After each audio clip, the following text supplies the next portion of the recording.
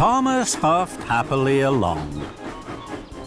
Buzzy bees are busy bees, and busy bees make honey. Buzzy bees are happy bees when it's warm and sunny. Suddenly, there was a buzzing and a bizzing. Thomas applied his brakes.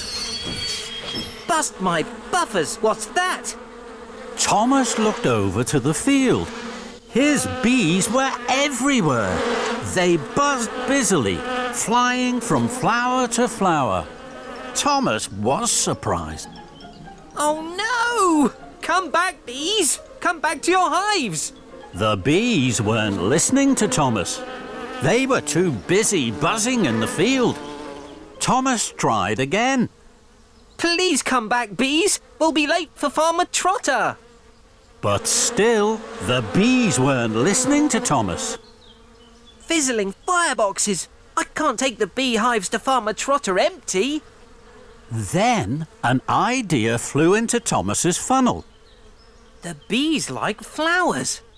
I will chuff my hardest to Farmer McColl's and pick up the flatbed of flowers. Then the bees will buzz around my flowers and back to their hives. So Thomas was uncoupled from his flatbed. Then he steamed swiftly away. Thomas arrived at Farmer McColl's farm. He saw the flatbed of flowers. I'm sure Hiro won't mind if I borrow his flowers. I'll bring them back as soon as the bees are in their hives again. And Thomas huffed happily back to the field. The bees were still buzzing busily from flower to flower in the field. Then they saw Thomas's flowery flatbed. The buzzy bees left the field and buzzed all around Thomas. They flew into his funnel. They buzzed his boiler and whizzed his wheels. Trembling tracks! This flatbed of flowers wasn't a good idea. Go away, bees, please. Buzz into your hives and make honey. But the bees weren't listening to Thomas. They were too busy buzzing. I must race like the wind. Then maybe the bees will be blown off my buffers and fly back to their hives. So Thomas pumped his pistons and raced. One morning, James was about to puff out of Tidmouth's sheds. The Fat Controller arrived to see him. James, you ought to have a new coat of paint. You must puff straight to the steamworks. James was pleased. Thank you, sir.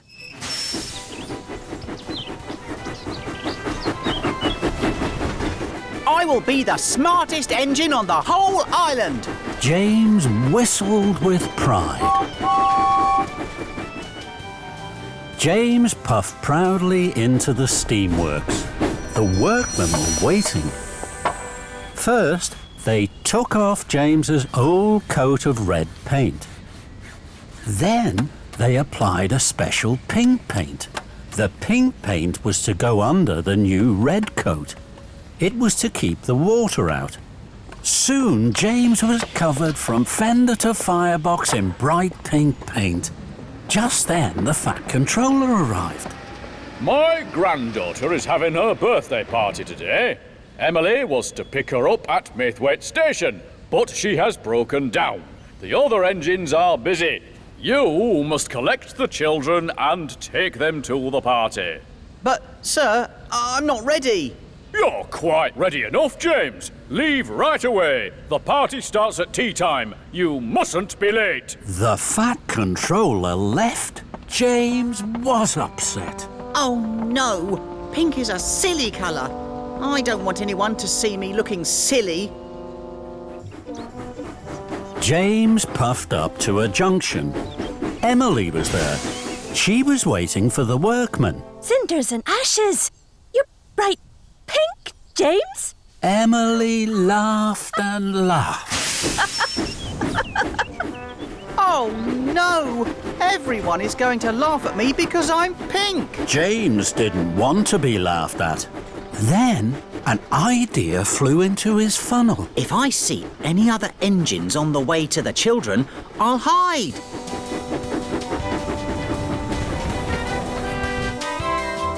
James chuffed through the countryside. Ahead, he could see Toby puffing along the track. I don't want Toby to see my pink paint. He'll think I'm silly. I'll hide under this tree until he's gone. So James chuffed under the branches of a willow tree. Toby puffed slowly towards him.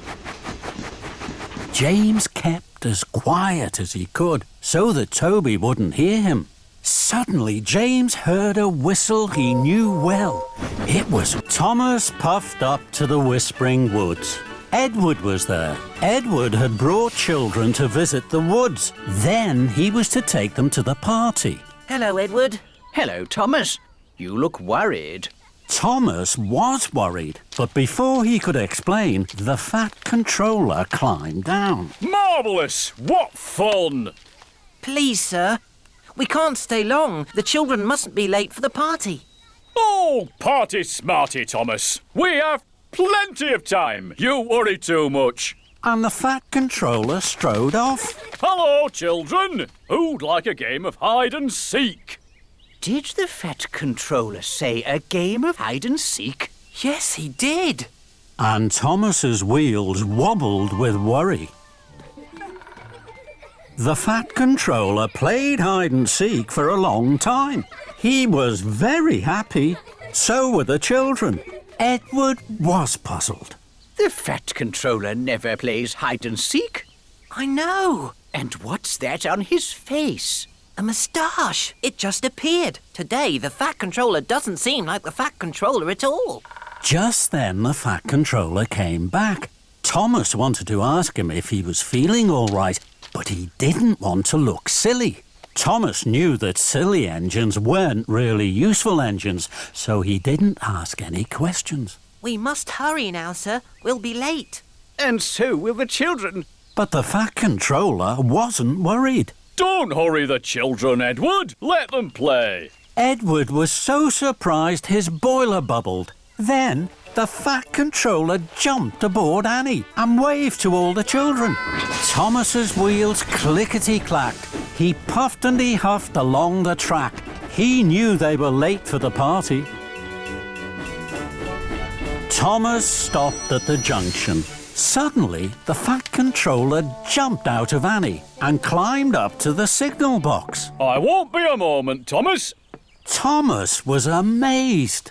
So was the signalman. The Fat Controller never came into his signal box. Hello there. May I have a turn? Thomas looked up. He saw the Fat Controller pull a lever. Then Thomas heard Gordon's whistle. Cinders and ashes. Here comes Gordon. Gordon had all the important visitors aboard the express. He was taking them to the party. With a clang and a clatter, the points changed. Gordon and the express were no longer on the express track. They were now on a branch line heading away from the party. Thomas heard the Fat Controller whoop for joy. Hurrah! Fizzling fireboxes. I must ask the Fat Controller why he's being so strange. No. This one is too large. We only have one more spare funnel, boss. I'll be back in 2 toots of a whistle. Let's hope it's a good fit, my friend, or you'll be here for quite a while. Here it is, Thomas. Oops, sorry, Thomas. It was a slip of the Hook. I know, Kevin. I know. Magnificent! A perfect fit. This funnel makes me feel silly. Not at all, my friend. It's splendid. It will help you puff very well until your old funnel is fixed. Now chuff along. I hear that Mr. Bubbles has a very special for you at Brendam Docks.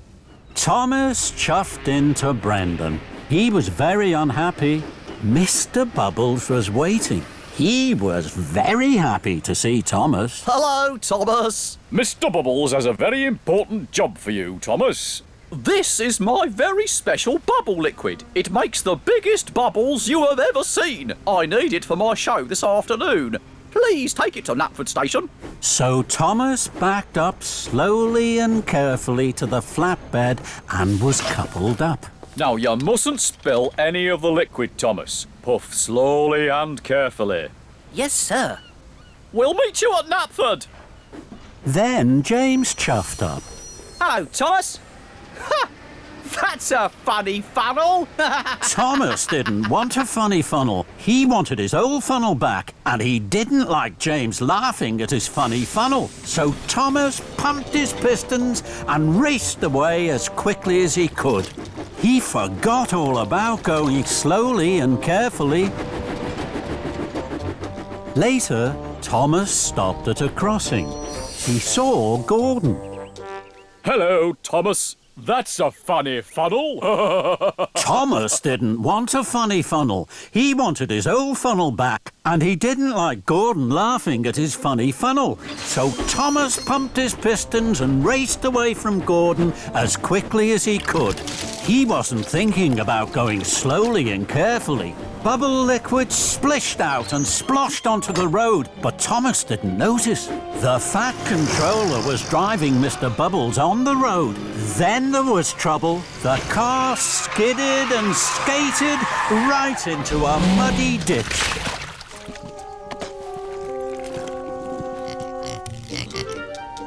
Is your piston fixed, Percy?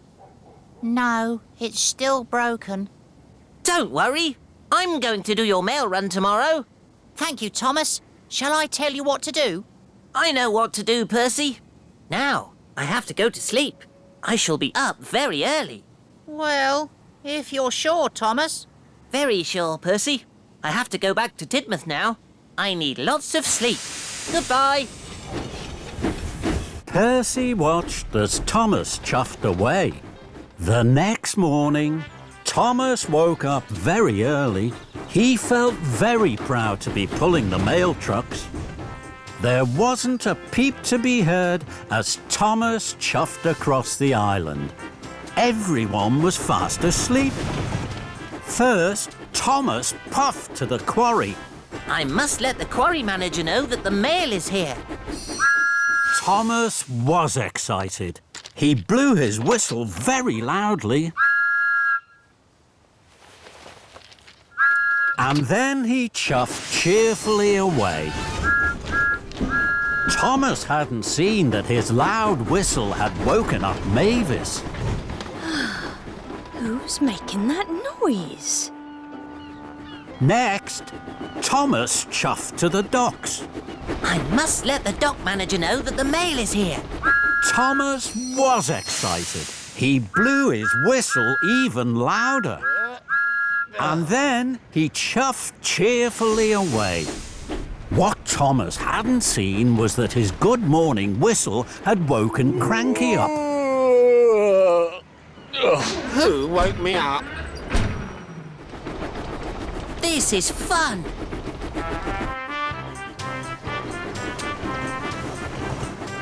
Lastly, Thomas steamed into the steamworks. I must let the steamworks manager know that the mail is here. Thomas was so excited, he blew his whistle louder than ever. Whoa. And then he huffed happily away. What Thomas hadn't seen was that he had woken Victor and Kevin up. Oh, what's that noise, boss? Oh, who knows, Kevin? Who knows? Some early bird. Thomas worked hard all morning. Everywhere Thomas went, he blew his whistle loudly. Delivering the mail is fun.